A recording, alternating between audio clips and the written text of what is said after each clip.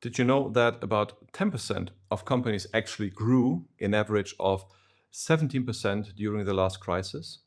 While most were just fighting for survival, complaining about like governmental measures during Corona, these entrepreneurs did something fundamentally different. And it's not that those 10% have been in a special segment, were in medical or were building up testing facilities. No, it is something fundamentally different that lies within the way the entrepreneurs operate. And if you don't want to sit around whining in the future about how hard everything is, but instead be part of that 10%, then stick with me in that video. Hey, I'm Frederik Hümmerke.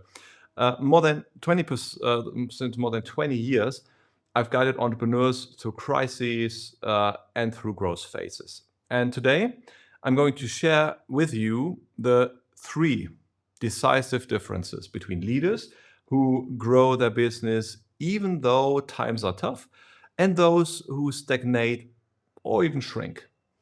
In the next few moments, you'll discover the 3 mindsets and action patterns that separate the successful entrepreneurs from all the rest and from the complaining, whiny bunch. And I promise you, it's not the usual suspects, right? There's so many business coaches that tell you to work hard and hustle and invest more and do an all-nighter and you just need to be invested and it's all about just mindset and don't need to do anything else and just manifest or whatever the shit it is. This is all not it. It is, however, about clarity, it's about mental mastery, and it's about disciplined execution with the right methods and models. And it's actually quite easy to be successful. How do I know? Well, at Vantisco, which is the boutique consulting company within my corporate group, we have been working with, since 2002, hundreds, thousands probably, entrepreneurs and executives. Our clients are from the high scaling startup to the worldwide multinational brand corporation. Everything is in between is amongst our clients. And over those years, we have identified repeatable patterns grounded in science that anyone can apply once you know what to look for. And today, I'm going to reveal it. And by the way, I'm told to tell you that at the end of the video, I'll reveal the most important, surprising factor so that you stick to the end, which is a good thing you want to do because that's going to be very, very vital information here. And specifically, the last idea will indeed make a difference. So let's kick it off. Well, the first difference is strategic clarity. And I know what you think. Now you go ahead like, strategy. Some idiot consultant will give me a folder with a strategy 50 paper sheet and I'll just put it on the shelf and it will collect dust and it sits in the drawers, right?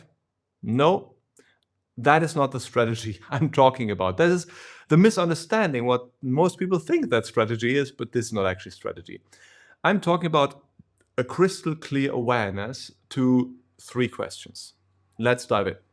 The first question, what exactly is our core business and what is not? What is our core business? What is it not? So what is the core business? The core business is the aspect of the things you do for your clients that will actually create value with the client and will make him or her pay you in the end and pay you sufficiently that you can be profitable. That is the core business, the most important thing you do. The second important question is, which specific problems do you as an organization and as an entrepreneur solve better for your clients than anybody else? Now, whilst the first question was looking into the value creation for your client, this is looking for the differentiation in your competition. So what is the difference in there and how do you have a specific offer that hardly anyone has? And maybe you are in the kind of a blue ocean strategy is the name how it's called. How are you, in the eyes of the customer, the only one who can deliver the one thing that he or she wants in that quality? And finally, which 20% of your activities generate 80% of your results? And we know that Pareto rule, it's just a few activities that will make the difference. Like, for example, we killed photo minutes after workshops because nobody went like, yay, finally, photo minutes after workshops. We still document them, but way easier, way rougher, much less nice and shiny, but good enough for everyone. We cut off the 80% of the work that doesn't deliver value, and we focus on the 20% of activities that actually generate value. So these are the three core things. What is your core business, specific problems that you solve better, and the 20% that generate 80% of the results within your business and also for the client. Now, here's a problem in crisis, and this is how you see how you differentiate the awesome entrepreneurs at 10% with the rest of the bunch, right?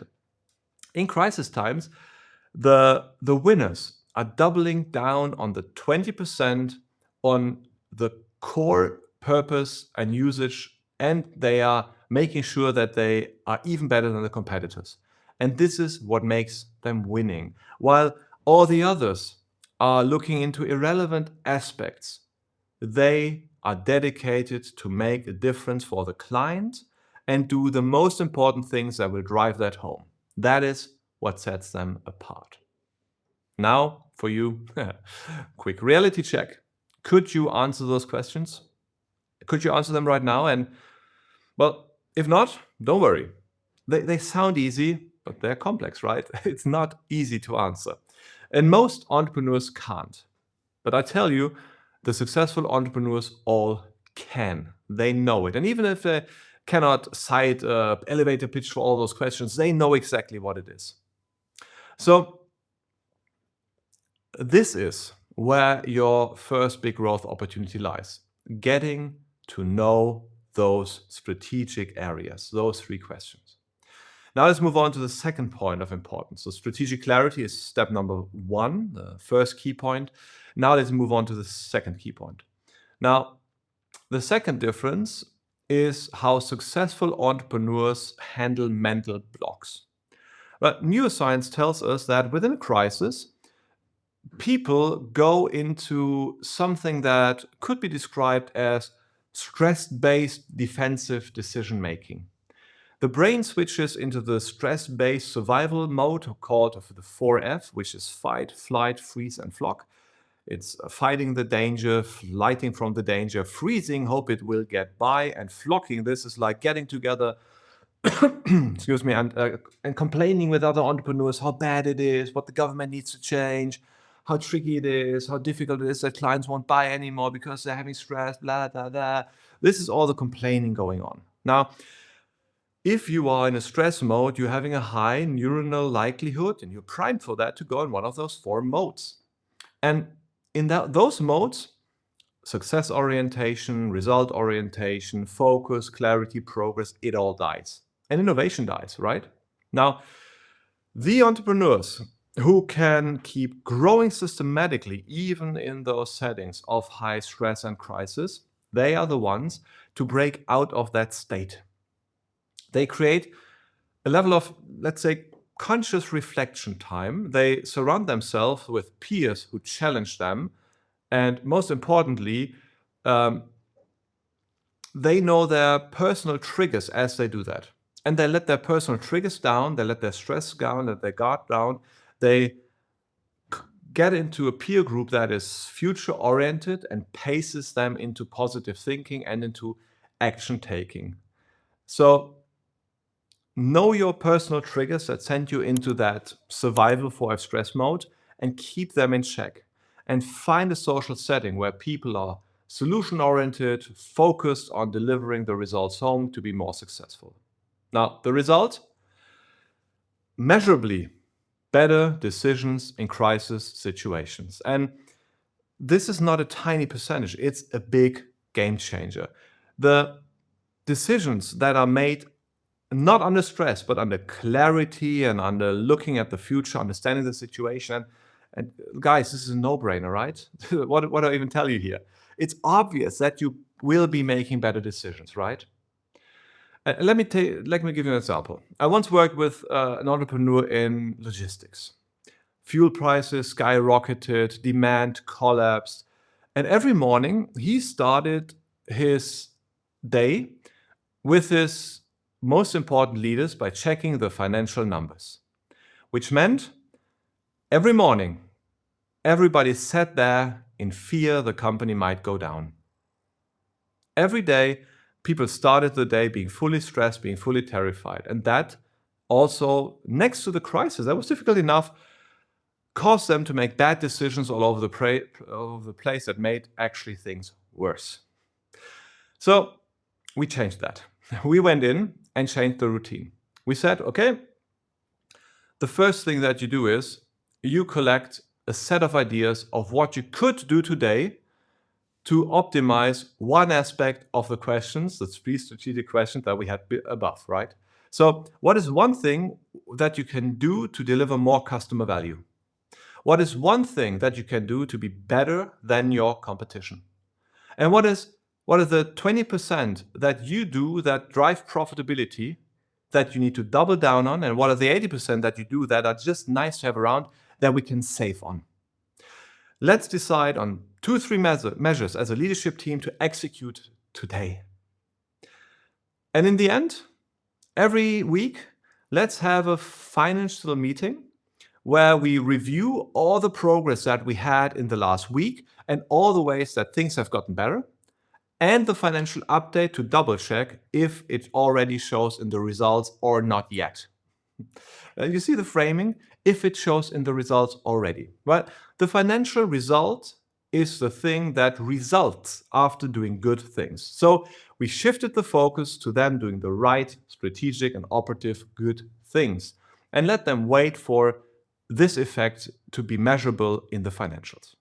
So the second is have your mind in order, focus on the right things. And now, of course, the third one, and this is key, the third difference is fucking disciplined execution. This is where the wheat truly separates from the chaff. This is where the top wheat differentiates from the minor wheat even, right? This is so critical and so few people really do it, but this is key. It is really key. So again, it's not about working harder. It's not about implementing systematically any kind of bullshit trend or doing some simple acts. It's about implementing structurally a strategy that actually will work and doing the right things, right?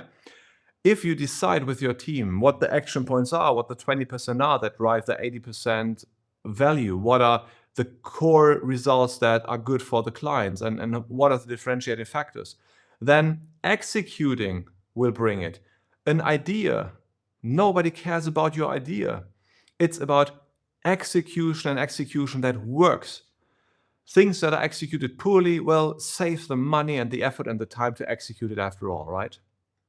The best entrepreneurs establish what we call execution rhythms. So it's like a set of meetings. And I know what you think. Meetings, you go like, meetings, we have too much meetings. And that's right, yes. And it's not about the meeting. It's not the meeting that does the value here. But you need them as a format to deliver the value within.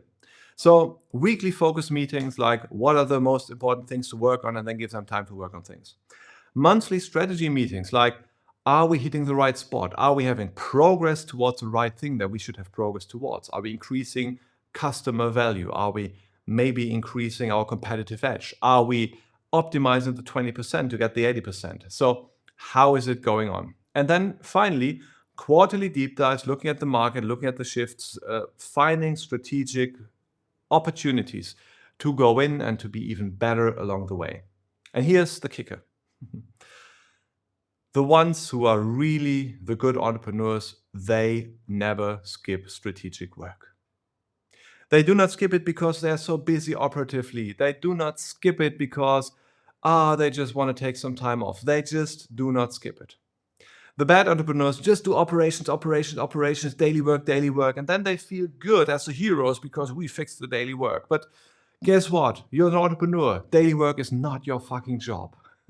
Your fucking job is making sure that the organization is there 5 to 10 years from now and better off.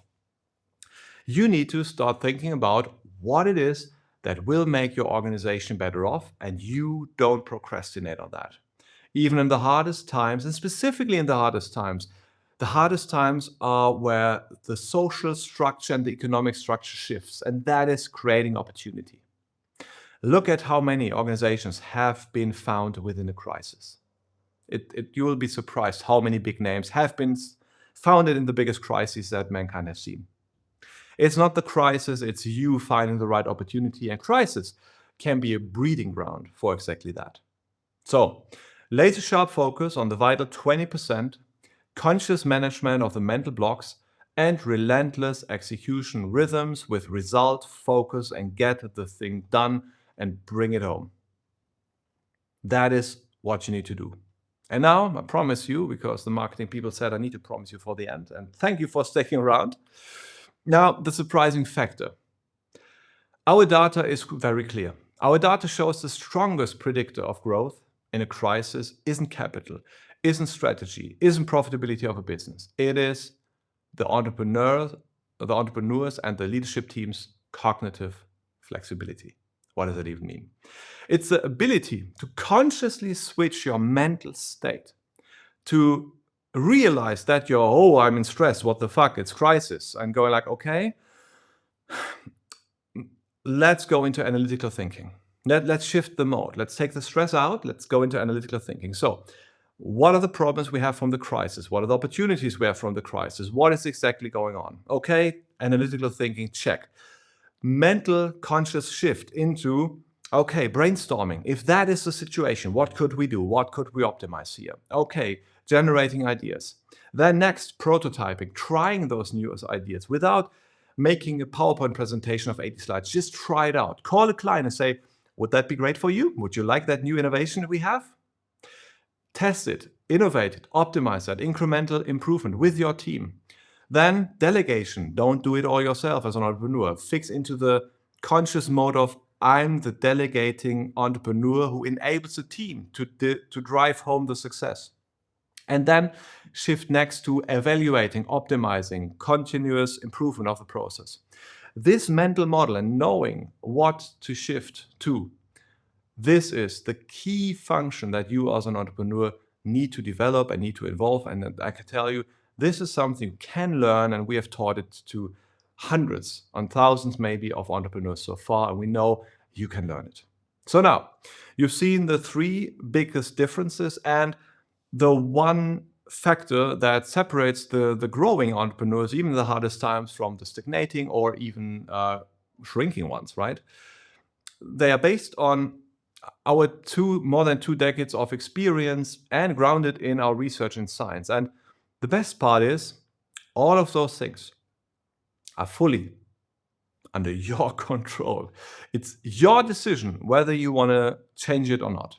And if you want to go deeper and actually implement these principles, and if you be inspired more to be a better entrepreneur, be a better leader, being successful for the future and get the success that you actually deserve, well, then just subscribe, bell, stay here. We have content about that. And we're looking forward to see you in the next video. And whenever you have questions about anything and want our help to implement, in the video description down below, you find our contact details. And now, thanks for watching. See you in the next week.